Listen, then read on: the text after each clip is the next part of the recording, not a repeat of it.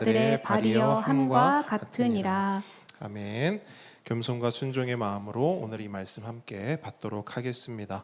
오늘은 복음 설교 두 번째 시간입니다. 우리는 지난주에 행복에 대해서 함께 이야기를 나눴습니다. 결론이 뭐였습니까? 우리는 행복할 수 있다 없다?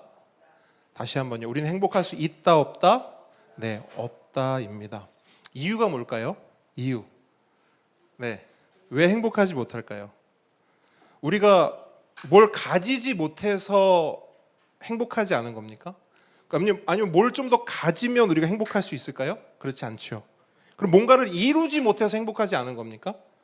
내 꿈을 이루고 내 어떤 목표를 성취하면, 달성하면 우리는 행복할 수 있을까요? 그것도 아닙니다. 그게 아니라는 사실을 우리가 지난주에 함께 생각을 나눠봤어요. 그럼 우리는 무엇 때문에 행복할 수 없는가? 우리 안에 있는 두 가지 문제, 뭐죠?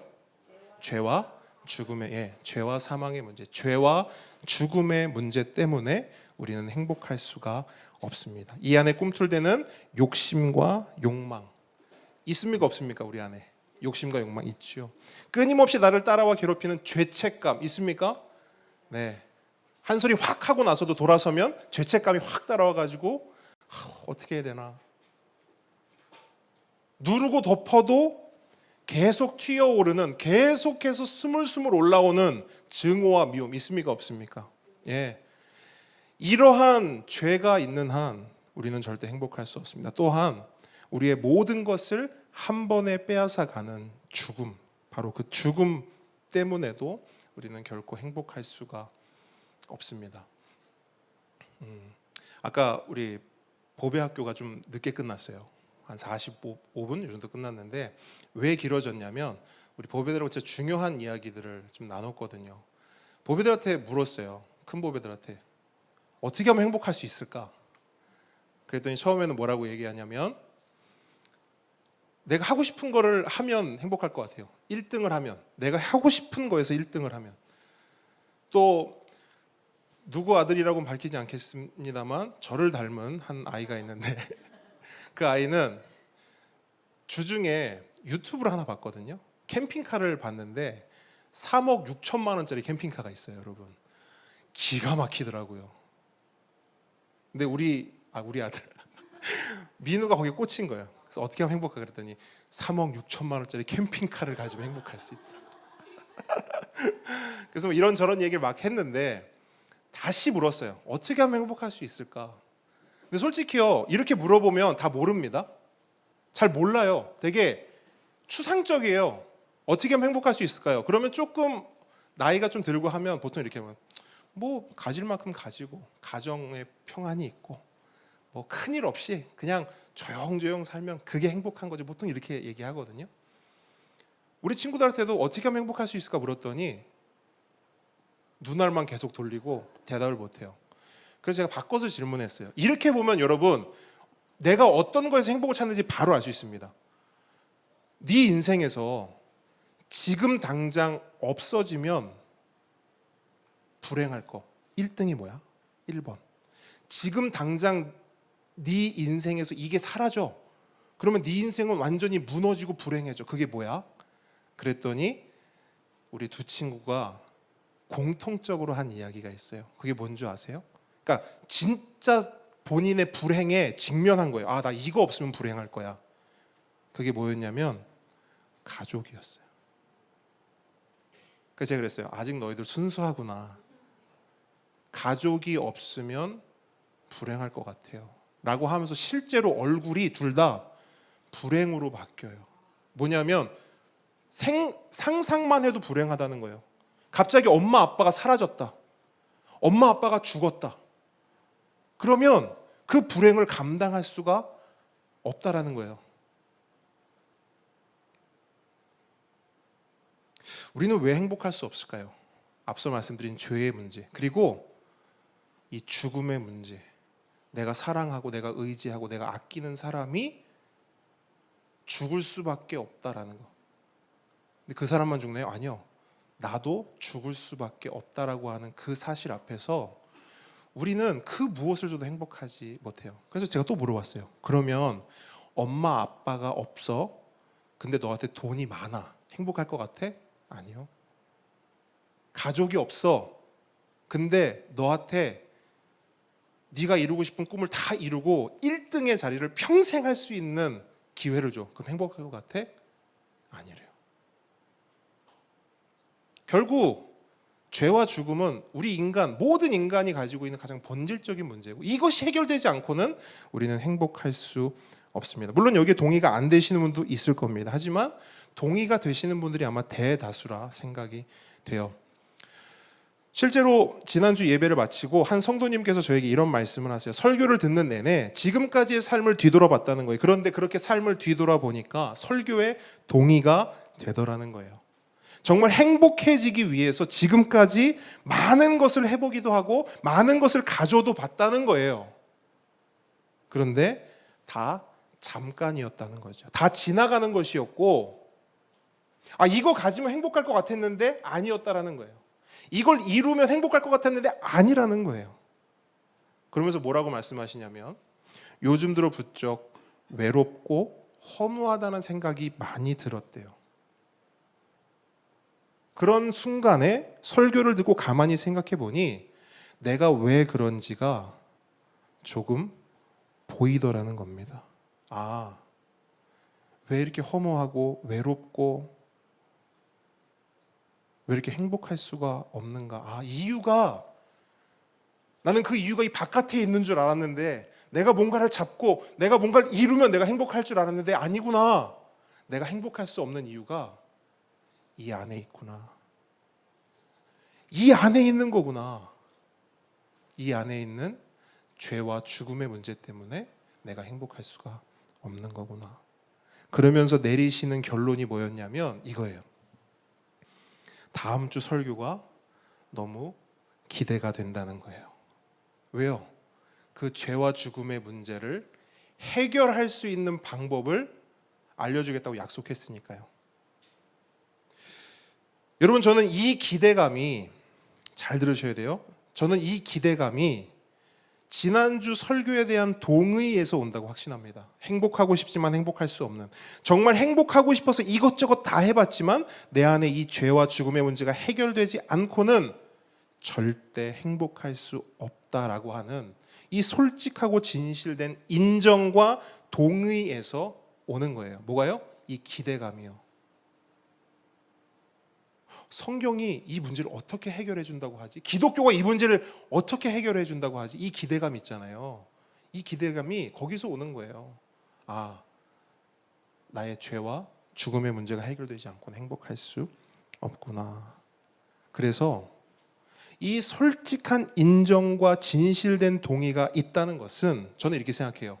준비가 되었다. 어떤 준비냐? 잘 들으십시오. 복음을 받아들일 준비. 목사님, 복음을 받아들이는데 무슨 준비가 필요한가요? 아니요, 여러분. 복음을 받아들이는데 무엇보다 필요한 건 준비예요. 분명히 기억하십시오. 복음이 모든 사람에게 복음이지 않습니다. 저를 따라합니다. 복음이 모든 사람에게 복음이지 않다. 정말이에요. 여러분, 모든 사람이 복음을 필요로 한다? 그렇게 생각하지 마십시오. 물론 모든 사람에게 복음이 필요해요. 하지만 모든 사람이 복음을 필요로 하지는 않습니다. 예수님이 뭐라고 말씀하셨어요? 건강한 사람에게는 의원이 필요 있다 없다? 없다. 그러면요, 병든 사람에게는요, 필요하다. 이 예수님의 명쾌한 진리를 보세요. 의사는 좋은 거예요. 의사는 좋은 사람입니다. 하지만 누구에게나 의사가 필요한 건 아니에요. 복음도 좋은 소식이죠. 너무나 좋은 소식이고 기쁜 소식이죠. 하지만 그 복음을 정말 필요로 하는 사람들은 솔직히 말씀드려서 많이 없어요.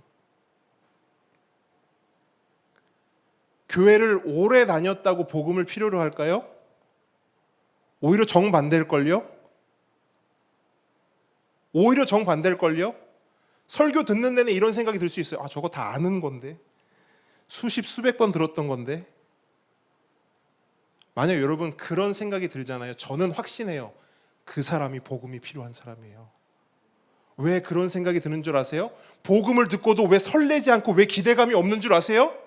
복음을 모르기 때문이에요. 확실해요. 복음은 질리는 것이 아니에요. 복음은 절대 질리는 것이 아닙니다. 언제 들어도 설레는 것이고 언제 들어도 우리에게 기쁨을 주는 거예요. 그게 복음이에요.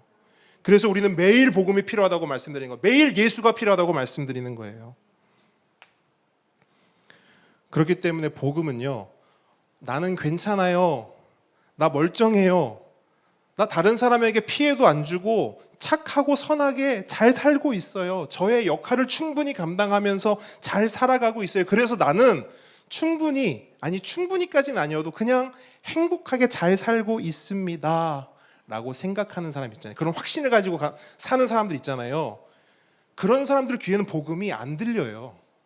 아무리 떠들어 보세요, 아무리 외쳐보세요, 들리지 않습니다. 아니, 들린다 하더라도 그 복음이 와닿지 않아요. 그게 얼마나 좋은 것이고 기쁜 것인지 모릅니다. 당연하죠. 여러분 생각해 보십시오. 목이 마르지 않은 사람에게 물 갖다 줘 보세요. 목이 하나도 안 말라요. 그 사람에게 물을 한번 줘 보세요. 마셔요? 아니요. 사양합니다. 괜찮아요. 목 안 말라요. 밥을 실컷 먹고 온 사람에게 음식을 권해보세요. 시큰둥합니다. 먹고 왔어요. 괜찮습니다. 괜찮아요. 안 주셔도 돼요. 하지만 하루 종일 땡볕에서 물 한 모금 마시지 못한 사람에게 물을 주겠다고 한다면, 며칠 동안 굶주린 사람에게 음식을 주겠다고 한다면, 그 말은, 그 소식은 그 사람에게 있어서 얼마나 기대가 되고 소망이 되며 기쁨이 되겠습니까? 그게 바로 복음이라는 거예요. 그래서 복음은 모든 사람에게 좋은 소식이 아니요, 모든 사람이 그 복음을 원하지 않습니다. 그렇기 때문에 지난주 설교를 듣고 나서 복음을 들어본 적이 있든 없든, 교회를 처음 다녔든 오래 다녔든, 직분이 있든 없든, 지난주 설교를 듣고 마음이 동하여 움직이고 고민이 되고 생각이 되고 나를 한 번쯤이라도 돌이켜봤다면, 오늘 나누게 될 이 설교가, 이 메시지가 정말 복음으로 들릴 것입니다. 알 수 없는 목마름이 해갈될 것이고, 알 수 없는 배고픔과 허무함과 외로움과 불안함과 두려움이 해결될 것입니다. 우리 함께 기대하는 마음으로, 두근거리는 마음으로 그 메시지로 들어가 보겠습니다. 오늘 이야기는 한 남자의 이야기입니다. 그리고 이 이야기는 2000년 전에 실제로 있었던 일입니다. 2000년 전 예루살렘 성 안에 약 20m 높이의 작은 언덕 하나가 있었습니다. 그런데 그 언덕의 생김새가 꼭 해골 같았어요. 해골. 그래서 사람들은 그 언덕을 해골처럼 생겼다라고 해서 골고다 언덕이라고 불렀습니다. 그리고 그곳은 그 이름에 걸맞게 죄인들을 죽이고 죄인들을 사형에 처하는 그 사형이 집행되는 십자가 처형장으로 사용되었습니다. 여러분 혹시 십자가 처형에 대해 들어보셨습니까? 아십니까? 한 번쯤은 들어보셨을 거예요. 그런데 구체적으로 십자가 처형에 대해서 아시는 분은 많지 않으실 겁니다. 저도 어릴 적에 십자가 처형에 대해서 처음 딱 들었는데 의문이 드는 거예요. 예수님이 십자가에 죽으셨다 이렇게 말씀을 들었는데 그 십자가 처형이라는 게 이해가 안 되는 거예요. 의문이 드는 겁니다. 그 의문이 뭐냐면 이거예요. 아니, 십자가에 매달렸는데 왜 죽지? 물론 손과 발에 못을 박아서, 대못을 박아서 아프긴 할 것 같은데 왜 죽지? 솔직히 이해가 잘 되지 않았어요. 우리 작은 보배들, 큰 보배, 요 나이 때 이해가 안 됐어요.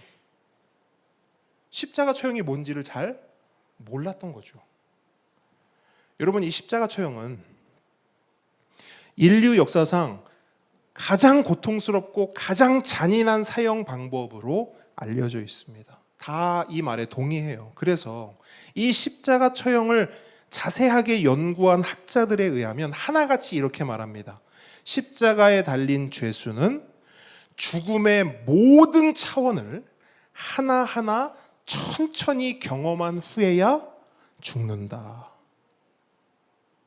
모든 고통과 모든 죽음의 과정을 하나하나 천천히 다 겪어야만 죽을 수 있는 게 십자가 처형이라는 거예요. 아니, 도대체 사람을 어떻게 죽이길래 이렇게까지 말할까? 우선 십자가 처형이 결정되면 십자가 처형에 처한다. 결정되면요, 고문이 시작됩니다. 어떤 고문이냐면 채찍질 고문이에요. 근데 이게 우리가 생각하는 그냥 채찍이 아니에요.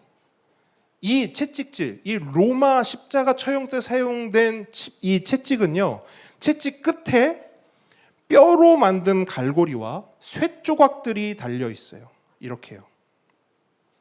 그래서 이거는 채찍을 때린다라는 표현보다는 채찍을 꽂아 뜯어낸다라는 표현이 더 정확해요. 그냥 채찍으로 찰싹이 아니에요. 채찍으로 꽂아서 뜯어내는 거예요.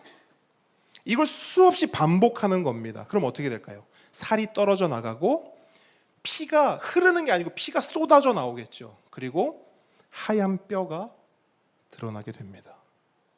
그래서 여러분, 이 채찍 고문을 받게 되면 이미 사람은 반송장이 됩니다.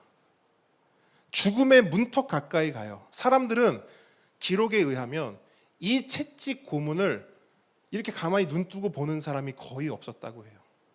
다 도망치거나 구역질을 하거나 감당을 할 수 없는, 보는 사람도요. 그래서 여러분, 네로 황제 아시죠? 네로 황제가 폐위가 된 후에 이런 소문을 듣게 돼요. 당신은 채찍 처형을 당할 것이다. 이런 소문을 듣게 돼요. 네로 황제가 어떻게 했는 줄 아세요? 스스로 목숨을 끊었어요. 그 채찍 처형을 당하는 게 너무 공포스러워서. 그 정도로 이 채찍 고문은 아주 끔찍한 고문이었습니다. 그럼 거기서 끝이냐? 아니요. 이제 시작이에요. 십자가 처형이 이제 시작된 거예요. 그렇게 반쯤 죽은 상태에서 십자가에 매답니다. 양 손목과 발꿈치에 대못을 박아요. 그렇게 몸을 일단 고정시키잖아요. 그 다음에 그 나무를, 십자가 나무를 이렇게 세웁니다. 해서 쿵 꽂죠.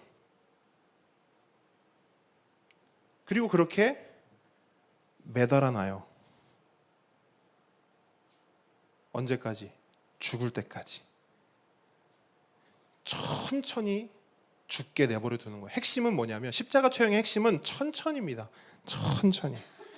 천천히 모든 고통과 죽음의 과정을 다 경험하면서 죽도록 그렇게 내버려 두는 것이 십자가 처형이에요.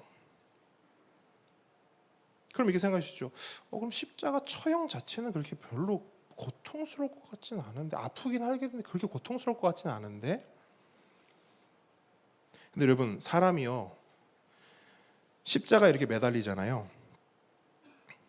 그럼 이렇게 그냥 딱 버틸 수 있을까요? 이렇게 딱 십자가 모양으로 버틸 수 있을까요? 여러분, 턱걸이 해보셨죠? 턱걸이 하면 어떻게 되죠?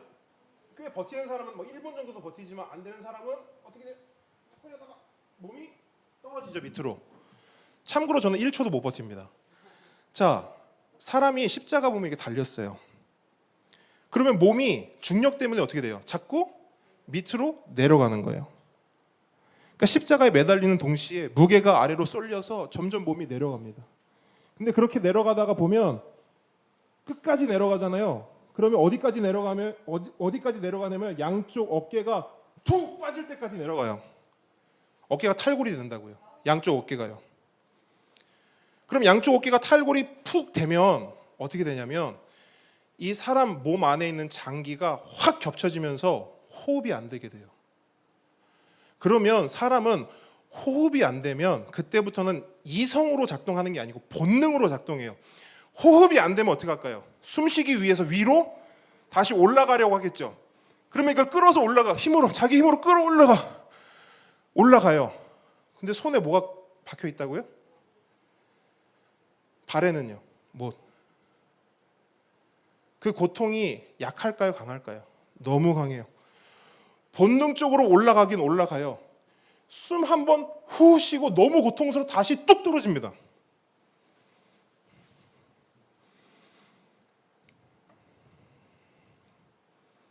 그렇게 뚝 떨어지면 또 호흡이 안 돼요. 다시 올라갑니다. 손과 발이 너무 고통스러워요. 또 뚝 떨어져요. 호흡이 안 돼요. 또 올라가요. 떨어져요. 올라가요. 떨어져요. 현대의 연구에 따르면 대략 1000번 정도 이 행동을 반복한다고 합니다. 그런데 그 과정에서 어마어마한 쇼크가 오겠죠. 그래서 기절했다가 깨었다를 수도 없이 반복합니다. 그 전문가들은 이 상태를 어떻게 정의하냐면, 한번 따라해 볼게요. 죽고 싶어도 죽을 수 없는 상태. 죽고 싶어도 죽을 수가 없어요. 죽음조차도 내가 선택할 수 없다고요. 이 고통과 이 비참함을 다 당해야 돼요. 그래서 그 사형수에게 베푸는 최고의 자비가 뭔 줄 아세요? 맞아요. 그래서 어떻게 하냐면 이만한 몽치로 무릎을 퉁 칩니다. 그럼 무릎이 어떻게 돼요? 툭 부러지죠. 그러면서 몸이 툭 떨어지면서 더 이상 올라갈 수 없기 때문에 그렇게 죽는 거예요. 그래서 우리가 십자가 처형 그 영상 보면 나중 되면 로마 병사들이 와가지고 몽치로 그 죄수들 무릎을 다 치고 다니는 거예요. 이렇게 퉁, 퉁. 그거는 자비이면서 동시에 진짜 죽었는지를 확인하는 최종 과정이에요. 어쨌든 그렇게 죽고 싶어도 죽을 수 없는 상태가 계속되다 보면 사람 몸 안에 있는 모든 체액이 다 빠져나옵니다. 단지 그냥 피만 흘려서 죽는 게 아니고요. 신체에 남아있는 물과 소변과 심지어 대변까지 다 몸에서 다 빠져나옵니다. 한마디로 십자가에 매달린 사람은 온몸에서 고름과 진물이 흐르고요. 악취와 함께 전신이 산채로 썩어 들어가고요. 자신의 배설물에 온몸이 뒤범벅되어서 죽게 되는 겁니다. 여러분, 세상에 이런 처형 방법이 어디 있어요? 그래서 인류 역사상 가장 비참하고 가장 잔인한 사형 방법이다라는 호칭이 붙은 거예요.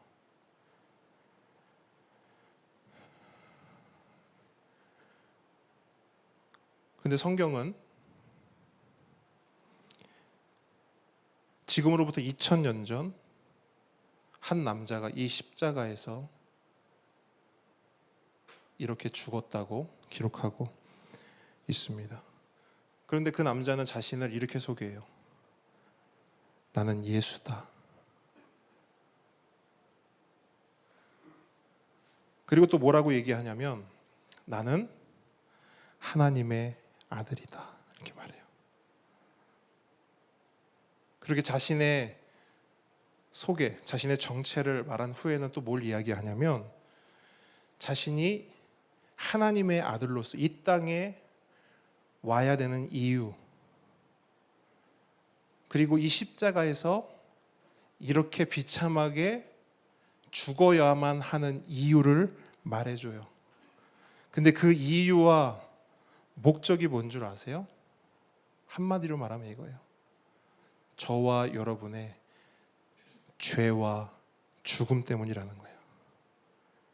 우리 때문에 이 땅에 오셨고 우리의 죄와 죽음의 문제를 해결해 주시기 위해서 십자가에 달려 죽으셨다는 겁니다. 그럼 우리는 고개를 갸우뚱하게 되죠. 2000년 전 십자가에서 죽은 예수와 오늘 우리의 죄와 죽음이 어떤 관계가 있을까?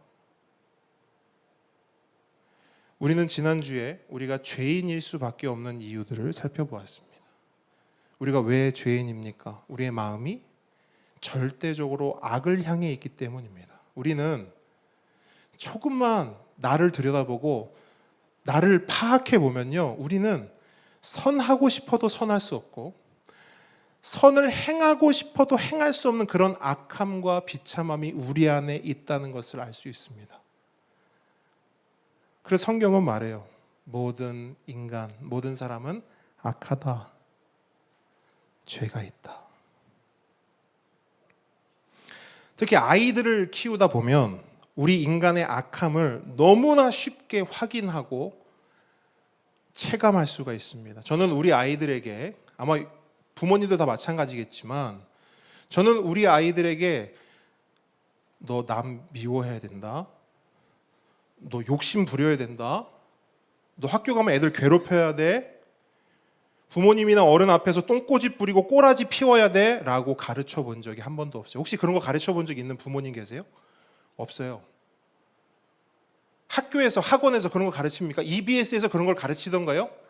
남을 미워해라, 남의 것을 빼앗아 욕심을 채워라, 꼬라지 부려라, 똥꼬집 부려라, 가르친 적이 없어요.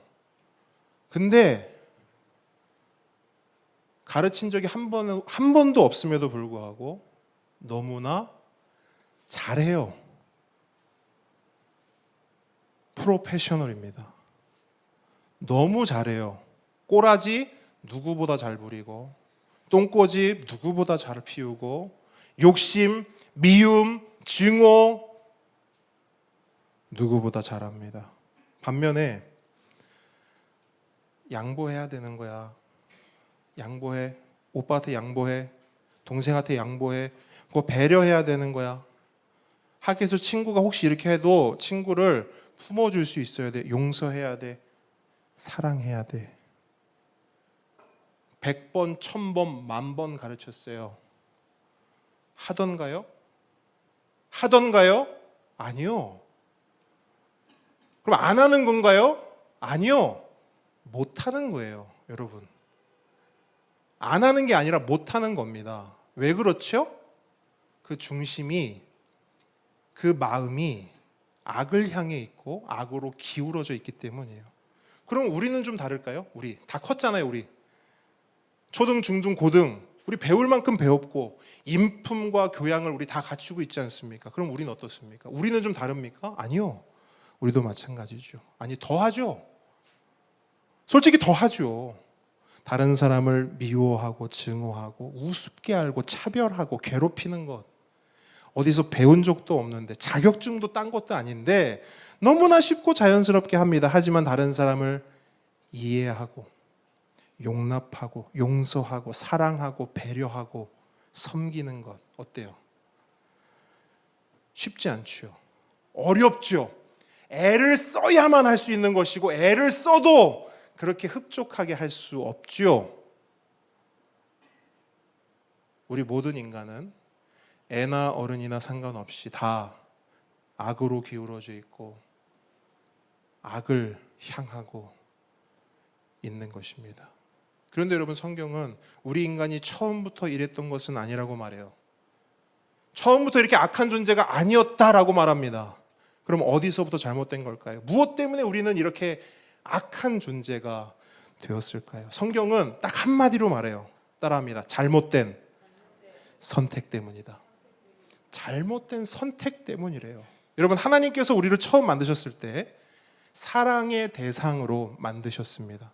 하나님의 풍성한 사랑을 다 받아 누릴 그런 사랑의 존재로 만드셨어요. 그런데 선택의 자유가 없는 사랑은 사랑이 아니기에 하나님께서는 우리 인간에게 뭘 주셨냐면 자유를 주셨습니다. 자유를 선물해 주셨어요. 무슨 말이냐면 하나님께서 인간을 만드실 때 무조건 하나님만 사랑하도록, 하나님만 선택하도록 프로그램인데 어떤 그런 로봇 같은 존재로 만드신 것이 아니라 자신의 자유로운 의지로 하나님을 선택하고 자신의 자유로운 의지로 하나님을 사랑할 수 있도록 그런 자유를 가진 존재로 만드셨다는 거예요. 우리가 그렇게 만들어졌다고요. 그런데 그 자유를 부여받은, 그 자유를 가진 인간이 선택한 것이 뭐냐? 하나님을 선택하고 하나님을 사랑한 것을 선택한 것이 아니라 오히려 하나님을 끌어내리고 자기 자신이 하나님의 그 자리를 차지하는 것을 선택합니다.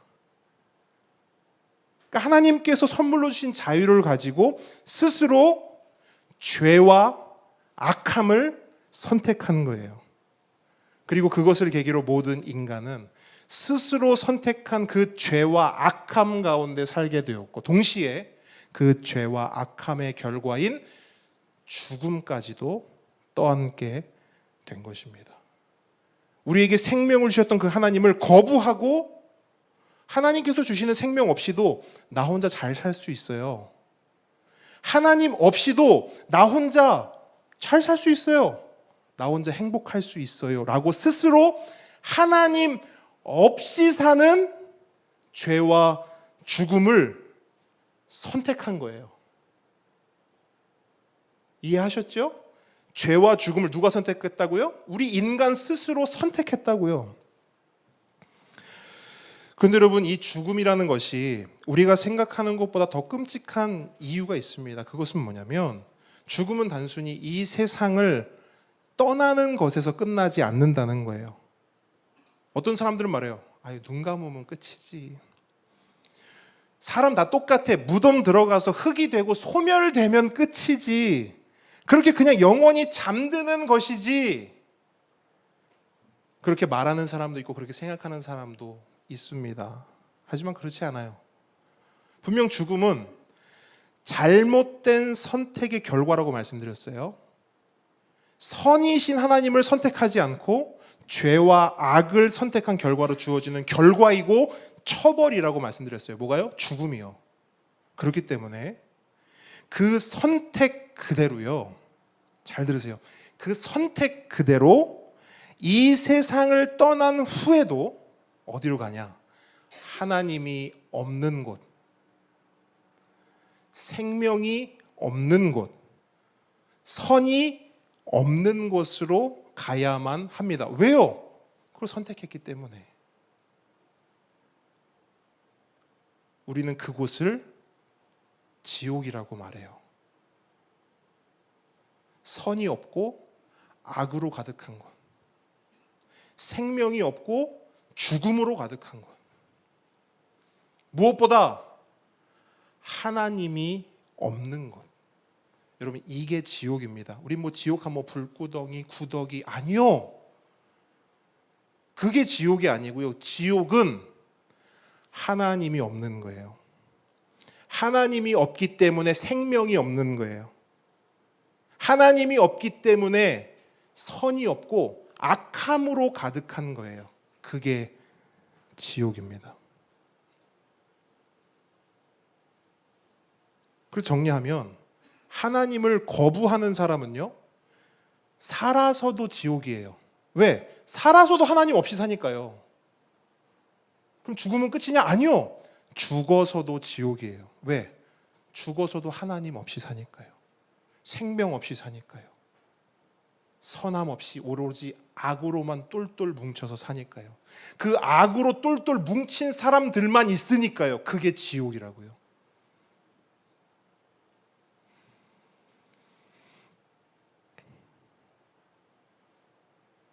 그래서 사나 죽으나 지옥인 삶, 그것이 바로 하나님을 거부한 삶입니다.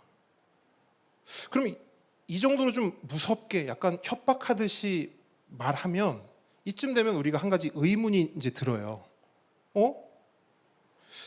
이상하네.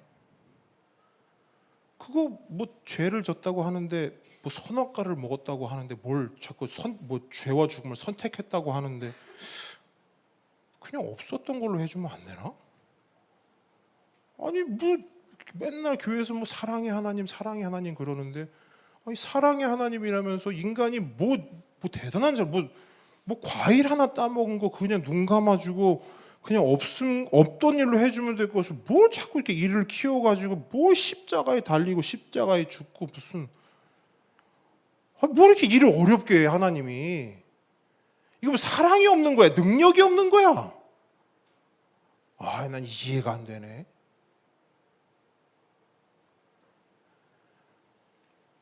그런 의문이 들 수 있어요. 근데 저는 그런 의문이 드는 이유도 악하기 때문이라고 생각합니다. 다른 말로 악해야만 죄에 대해서 눈 감아줄 수 있고, 악해야만 죄에 대해서 그냥 없던 일로 그 죄를 덮을 수 있는 거예요. 잘 들으셔야 돼요. 죄를 눈 감아주는 게 뭔가 대단한 배려고 선이고 사랑인 것 같죠? 아니요. 악해야만 할 수 있는 겁니다. 죄를 없던 걸로 덮는 것은요. 어떤 사람이 사람을 죽였어요. 그 사람을 땅속에 바다 깊은 곳에 묻고 덮습니다. 여러분 그 사실을 알아요.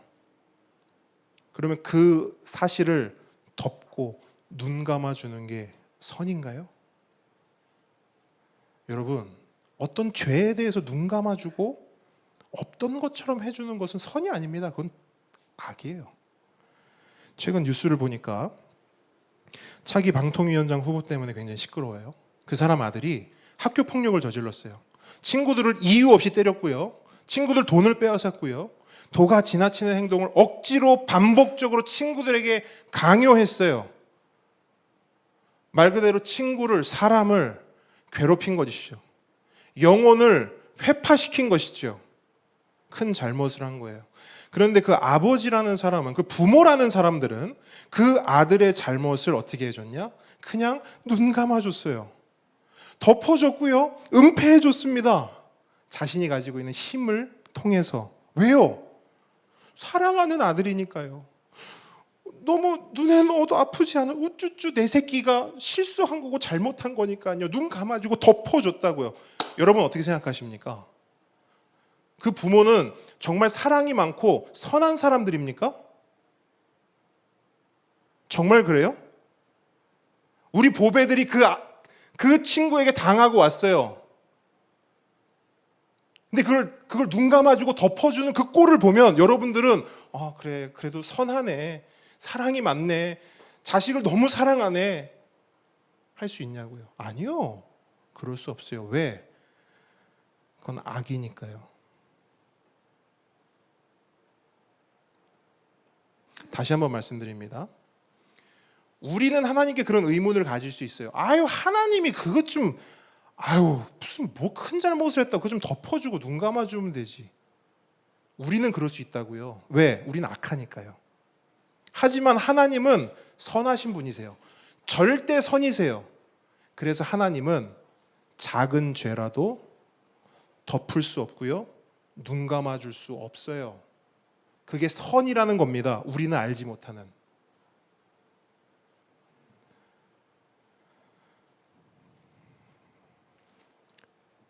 결국 하나님께서 우리의 그 죄, 어떤 사람은 얘기하는 고작 과일 하나 따먹은, 선악과 하나 따먹은 그 죄, 그거 하나 못 해주는 이유 딱 하나.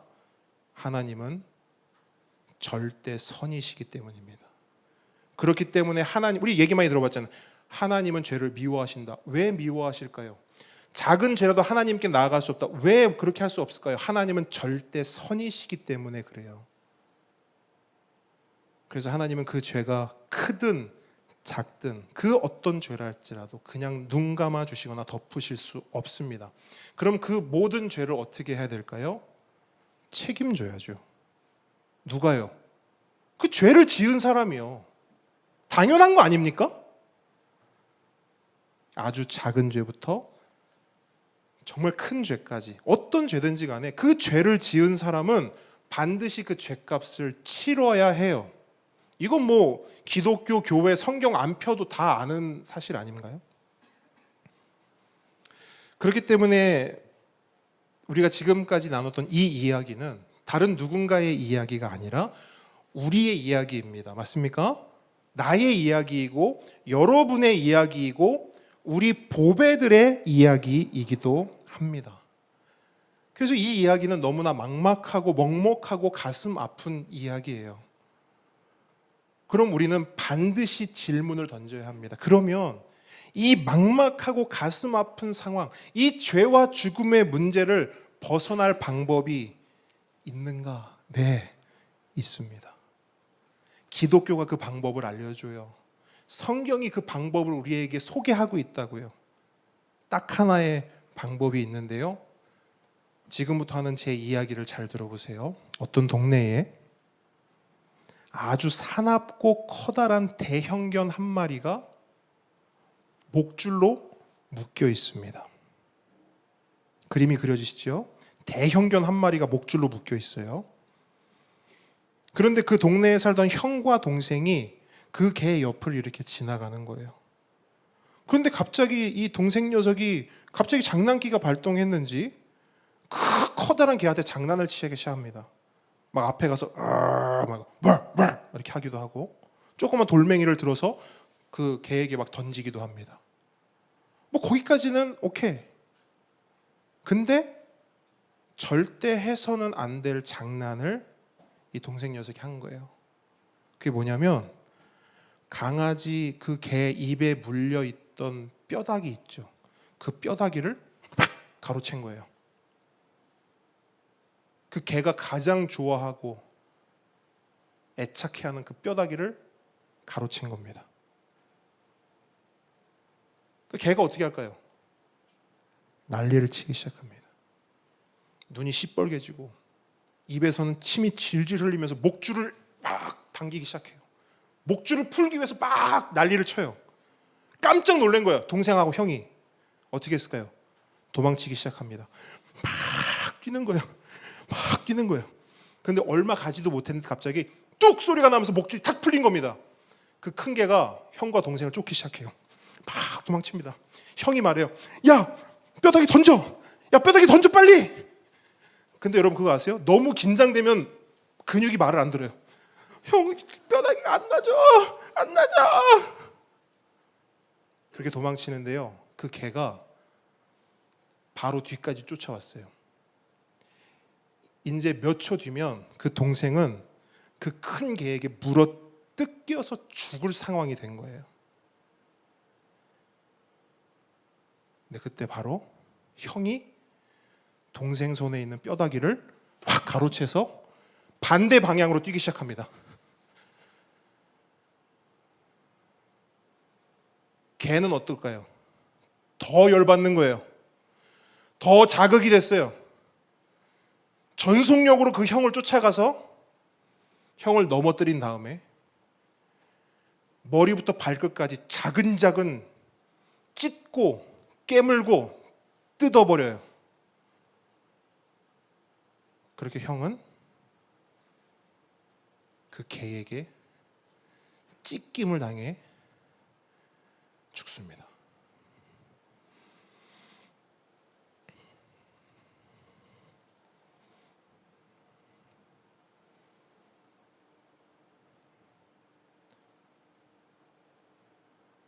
온몸이 다 뜯겨 나갔어요. 피가 쏟아져 나왔고 어떤 곳은 뼈가 드러날 정도로.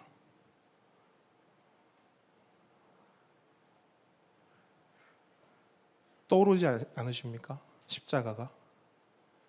여러분, 이게 십자가입니다. 방금 제가 이야기해드린 이 이야기가 십자가의 이야기예요. 하나님과 그의 아들 예수께서 우리의 죄를 해결해 주시기 위해 선택하신, 우리 손에 들린 그 뼈다귀를 해결해 주시기 위해 선택하신 구원의 방법인 거예요. 인간이 지은 죄를 그냥 눈 감아 주시거나 덮어줄 수 없기에, 그럴 수 없는 분이기에 반드시 처벌하고 책임을 져야만 하기에 그 죄를 하나님 당신의 아들에게 다 옮기신 뒤에 그 아들 예수가 그 모든 처벌을 우리 대신 다 받게 하신 겁니다. 근데 여러분 생각해 보십시오. 아까 동생은 뼈다귀 하나예요. 근데 예수님이 감당하시는 죄값은요, 클까요, 작을까요? 클까요, 작을까요? 예수님이 감당하셨어야 할 죄값, 커요, 작아요? 크죠. 여러분, 나 하나가 지은 죄도 태산이에요. 유정훈이 지은 죄만 해도 태산이라고요. 여러분이 지은 죄는 적습니까? 우리 모든 인간의 죄를 쌓아보자고요. 쌓을 곳이 있을까요? 없어요.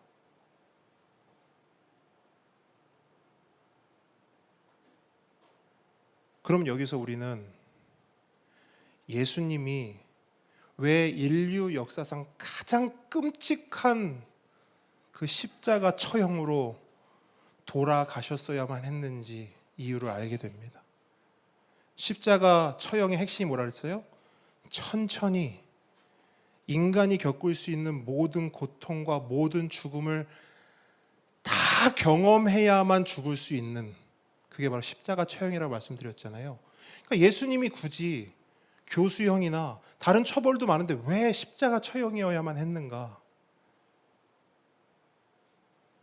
그만큼 우리의 죄는 가볍지가 않은 거예요.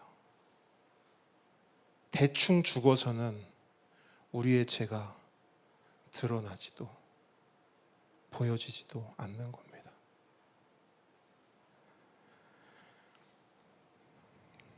그렇게 우리의 모든 죄값 예수님께서 다 지불해 주셨습니다. 그로 인해 우리는 죄인이라는 신분을 벗어날 수 있게 되었고, 예수님께서는 그 사실을 증명하시기 위해 십자가에서 죽으신 지 3일 만에 부활하신 몸으로 나타나셔서 우리에게 한 가지 소식을 더 전해주시는데, 그게 뭐냐면 내가 죽음의 문제도 해결했다라는 것을 알려주세요.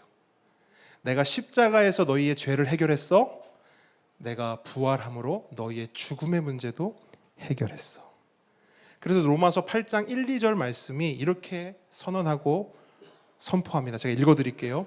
진실로 이제 그리스도 예수 안에 있는 사람들은 무죄입니다. 왜냐하면 그리스도 예수 안에서 산다는 것은 새로운 영적인 원리로 말미암아 모든 죄와 죽음에서 벗어나기 때문입니다. 아멘. 여러분, 그동안 우리는 어떤 삶을 살아왔습니까? 어떤 삶을 살아가고 있습니까? 있는지 없는지도 모를 그런 행복을 찾아 헤매고, 그 와중에 발견되는 죄 때문에 괴로워하고, 언제 올지 어떻게 올지 모르는 그 죽음 때문에 두려워하고 불안해하며 살지는 않았습니까? 예수님께서 우리에게 말씀하세요. 더 이상 그렇게 살지 마라. 그렇게 살 필요 없다. 아니, 말씀만 하시는 것이 아니고요, 그렇게 살지 않을 수 있도록 예수님께서 우리의 모든 죄와 죽음의 문제를 다 해결해 주셨고 대신 다 감당해 주셨습니다. 그러므로 성경은 증언합니다. 누구든지 주의 이름을 부르는 자는 나 자신의 비참함, 허무함, 외로움, 그 모든 죄와 죽음의 문제를 다 인정함으로 예수의 이름을 믿고 의지하는 자는 구원을 받을 수 있다. 이게 성경이 우리에게 전하는 복음입니다. 나의 평안을 너희에게 주노라. 내가 너희에게 주는 것은 세상이 주는 것과 같지 아니하니라. 너희는 마음에 근심하지도 말고 두려워하지도 말라. 아멘. 죄 때문에 근심하지 말고 죽음 때문에 두려워하지 말라는 것입니다. 이것이 예수님께서 우리에게 주신 선물이고 복음입니다.